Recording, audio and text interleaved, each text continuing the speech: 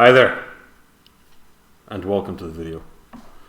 So this video will double as coverage of a current event, a game from the Chessable Masters, and we will learn a strategic pattern, one that, well, Ding Liren has definitely learned, as we'll see from his game today against Magnus Carlsen.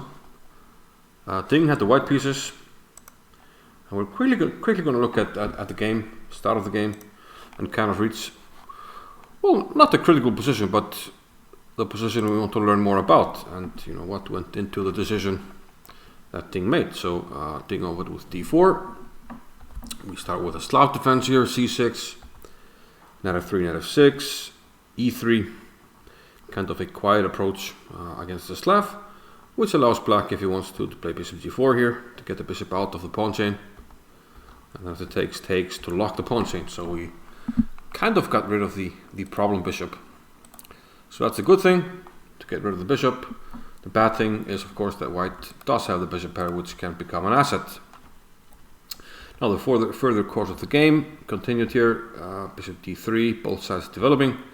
Bishop to b4, white castles, black castles. And, well, it's not strategically good to take here because we can simply take with the pawn, and we are going to get rid of the double pawn. Why can't I make an arrow? Yeah, and then take here. And we have the complete bishop pair. So rook to d1, rook to e8, queen to e2, queen to e7, bishop d2. I'm not going to delve too much into what goes into these moves, because that's outside of the scope here, but black is trying to stay solid. And here, after rook c1, bishop d6, Ding decides to grab all the space. Both sides are kind of, mobilized. We have the rooks on the files for both sides. The files aren't open, so they're kind of prepping for the position to open. But Ding doesn't open the position. He closes it down with c5, takes all the space, and plays f4. So this plays against black's idea of freeing up the position with e5. And here, Carlsen's next move surprised me, because it seems to play into white's hands. It looks like a blunder, but I think Carlsen actually sacrificed the pawn. So Ding now takes on d5, and this is aided by the fact that we're going to take with check, so there's no time to save this bishop.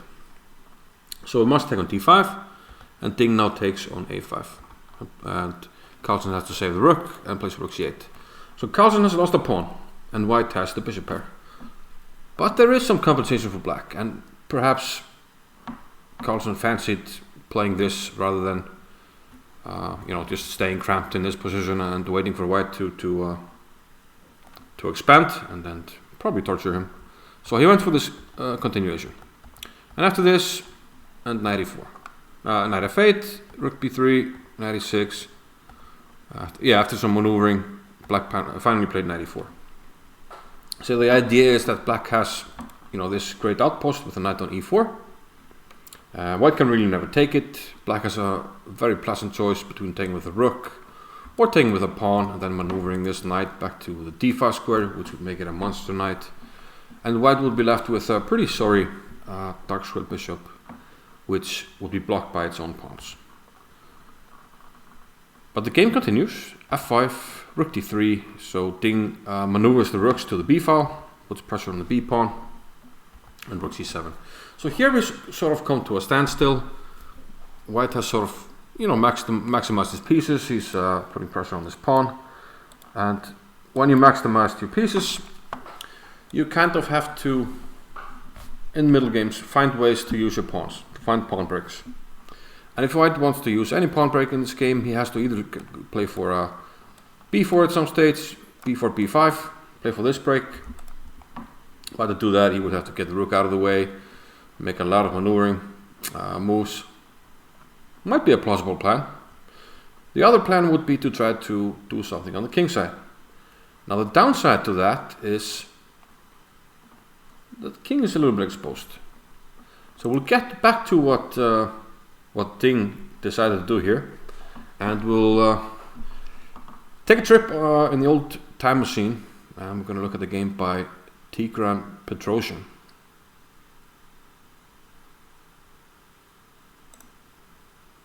And well, actually we're going to look at a few games by Tigran and Petrosian. I'm going to start with this one. Petrosian with white and Wolfgang Unsicker with black. And this is a great game, one that deserves to be covered in a separate video, and I probably will later. But at this stage in the game, Petrosian has tremendous positional superiority. He has the rooks on the open c-file, he has pressure on the pawn, and black is really tied down here. My mouse is playing tricks on me here. He's really tied down to the defense of the a5 pawn, and white has this control of the c-file. But he has sort of, like in a Ding-Carlsen game, he sort of maximized the power of his pieces. So now he needs to create a second front with his pawns. But if he does that, the only way to do that is on the king side. And what would be the downside of moving all your pawns forward on the king side? It would be that your king would be kind of exposed. And this is the pattern we're trying to learn here. I'm trying to bring to your attention a pattern that many strong players know about, and certainly Ding did, and probably he knew about this game by Petrosian. It's mentioned in many books. Like I said, one of my favorite books, Secrets of Modern Chess Strategy, has this example. So what Petrosian did here was he simply moved the king over to the queen side. And he can do that because of his positional superiority, he has plenty of time. So he's just started walking the king. King f8. Now he pushed on the king side. No rush really, rook 1 to c2. Black simply waits. And then slowly but surely, Petrosian started to walk his king. King c1. King back for Unsicker, and then king b1. So now we got the king out of the way, so now we're ready to start doing something on the king side. And, well, Petrosian took his time here. Queen back to e2. At some stage he might want to go g4. Queen b7. Rook c1. You want to be able to put the rook over to, well, whichever file you want to use it on. G or h file, the rook is more flexible on c1. But we still keep this bind on the queen side with the rooks on the c file. King g7, queen b5. The queen trade is actually good for white. He's going to quickly move the pawn to b6 and the knight to a5 or c5. So black avoided the trade. Now f4 and queen back to e2. And then finally Petrosian pushed g4. And queen f6. And now the king went to a2 because we don't want to trade queens at this point in the game. King a2. And the king is completely safe. Reminds me a little bit of what I called Anand's king, another strategic pattern that I covered on this channel. Do check out that video if you want to learn. Get further study material on king safety, and Anand's king is especially important when you have heavy pieces. Here you have a lot of heavy pieces, so it's very similar. King safety is important in chess. So slowly but surely, the position has opened now on the king side. We're threatening to go rook to g1 here. King f8. Knight d2, a little dance here, going back and forth. Then rook c8, rook d7, and now Petrosian moved in. If we take on c8, it's going to be knight takes d7, and then rook takes on c8. So Unsicker tried to flick in b3 here, but Petrosian simply took rook d6, and now the final blow. Pawn to f5, hitting the queen, but also threatening to take here. I have the worst mouse ever. Threatening to take on d6 because of the pin on the 8th rank. Unsicker flicked in the check, but realized after king a2 that he's just lost because the knight wants to come to d7, which he can do because of the pin, then take on b6, and you don't have time to stop it because the queen is simply attacked. So a wonderful strategic example. And Petrosian actually did this many times in his career. Here's another game. Again, a similar situation. He's strategically better, but if he wants to improve his position, he kind of has to get going on the king side. But he didn't want to do that unless he got his king safe. So here he started another very similar king walk. He played king to f1, rook e6, queen b5. Now first he just pins the bishop because the b7 pawn is hanging. Keeps the pin on the b file. Gets space on the king side because eventually he wants to push there. And now he can get the king over. King e1, queen b5, king d1. Other pawn is protected by the queen. Knight d5, bishop b5. I think he's trying to provoke f6. And note that the trade was fine for white. If you take on f4, the knight on d3 becomes a very strong piece. And now, finally, Petrosian is pushing g4. Queen back on b3, king c1, and eventually the king went to b1. And now we're ready for action on the king side. In actual fact, he didn't really have to do all that much because black quickly collapsed here. f4. And note that now, if we had the king on g1, if the queen was able to swing in at some point, and it could have before he played f4, there would be a bunch of checks and the king would be in trouble, but now we're just completely safe. Safe on b1, we can put it on a2. And the game didn't last too much longer. It was bishop c5, queen d5, and here black blundered with rook e5. Yeah, okay, yeah, attacking this, but he wanted to take here. However, we can flick in this one and we win an important pawn and another one pretty quickly after that. So black resigned. One last example by the great Petrosian. This time he's on the black side of a French. And here he regrouped his pieces a little bit. He played rook c7, king g2, and queen f7. So white wants to break up on the king side. He wants to play rook here. Jeez Louise, here play h5. Well, the king could be vulnerable. So of course Petrosian simply moved the king over to the queen side. Rook h1, king f8.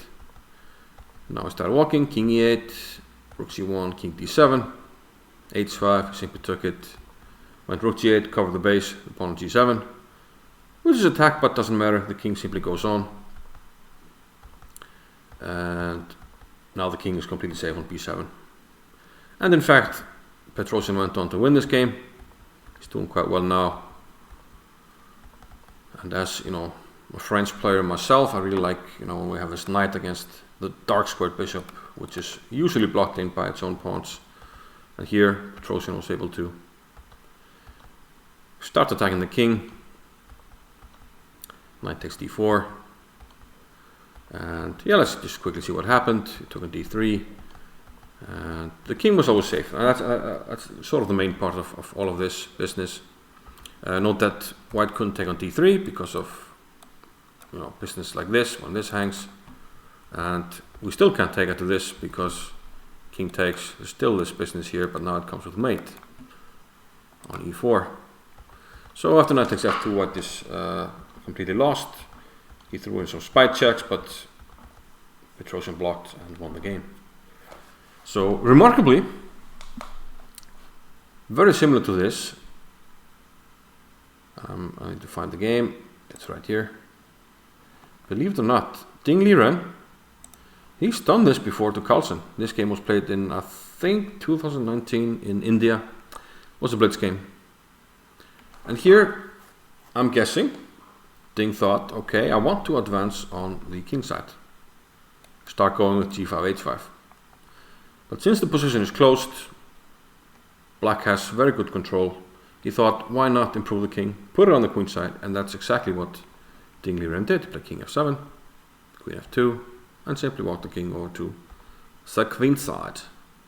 Now here, Magnus didn't have to do this. Perhaps he panicked too much, but I mean, black will play here, and then he will start pushing, play g5, h5, maybe h5 first, and then protected, rook h8, g5. Okay, maybe trying to take care of this square first, maybe knight g7. But black will start to attack on the king side. And Magnus didn't have to play this f4 move. He's sacrificing the exchange, putting some pressure on f6, but it's probably not enough. And Ding fired back here with f3 and sacrificed the exchange back on the g file and got a winning position here quite quickly. And very importantly, his king is super safe. Now he has the b7 square. If my mouse can figure out, yeah. And it was actually over in a few moves. Rook takes c2, rook back to g2, and queen e3, followed by mate. So, back to this position from Carlsen against Ding today.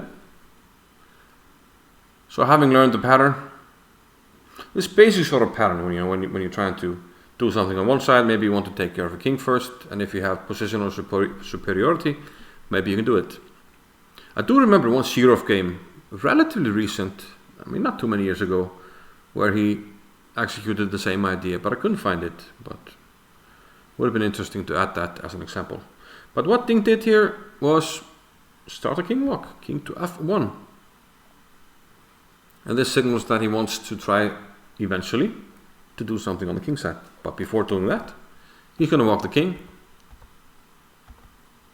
Ding is going to walk the king. Bishop a5, king b1, and then he played a3. And I think he tucked it on a2. So the king now is completely and utterly safe. And white is ready for action on the king side. But black tried to strike first here.